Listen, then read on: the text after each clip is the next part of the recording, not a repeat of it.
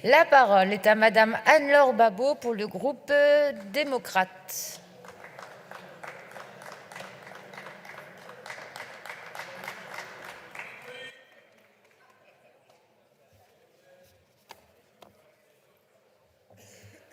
Merci beaucoup.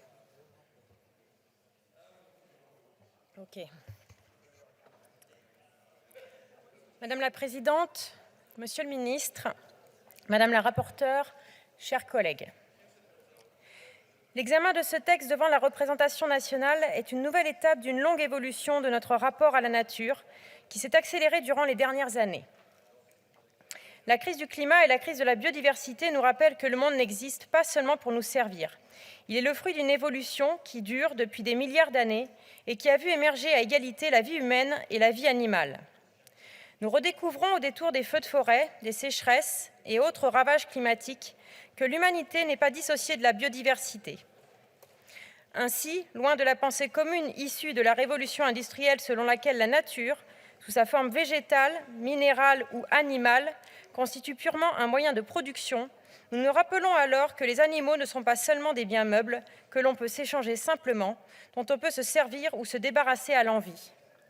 Ils sont dotés d'une sensibilité, d'une capacité à ressentir des émotions, à percevoir la douleur et à rechercher leur propre préservation. Cette considération renforcée pour la protection de la condition animale s'est manifestée avec force dans notre droit en 2015 avec l'adoption de la réforme du statut juridique des animaux. Désormais reconnu comme être vivant doué de sensibilité, le législateur est fréquemment amené à légiférer sur la question du bien-être des animaux. En la matière, le précédent quinquennat a considérablement fait avancer la cause animale, notamment avec le vote de la loi visant à lutter contre la maltraitance animale et conforter le lien entre les animaux et les hommes, impulsé notamment par notre ancien collègue Loïc Dombreval. Néanmoins, beaucoup de choses restent aujourd'hui à faire et cette proposition de loi nous permet de poser une nouvelle pierre à un édifice dont la construction est loin d'être achevée. Aujourd'hui encore, trop de nos concitoyens décident d'adopter ou d'acheter des chiens, des chats ou d'autres animaux sans avoir réellement conscience de la responsabilité que cela implique.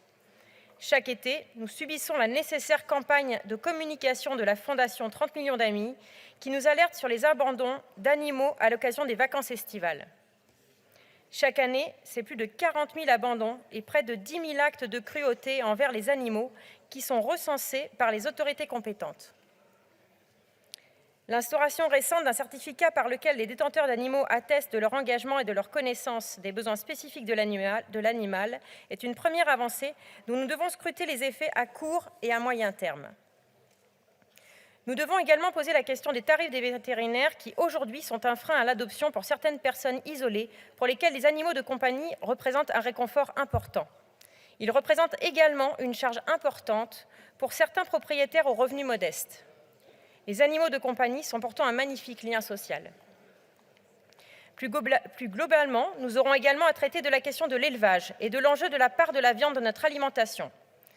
Fortement émettrice de gaz à effet de serre et pouvant provoquer des pathologies si elle est consommée en trop grande quantité, nous devons sensibiliser les Français à une alimentation de qualité, tout en accompagnant les éleveurs et les animaux d'élevage dans cette transition.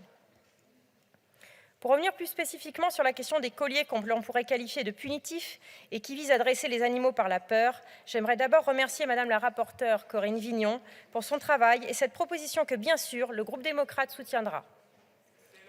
Cette interdiction des colliers punitifs apparaît comme une mesure de bon sens, non seulement parce qu'ils provoquent des souffrances aux animaux, mais également parce que leur efficacité pour adapter le comportement animal n'est pas démontrée.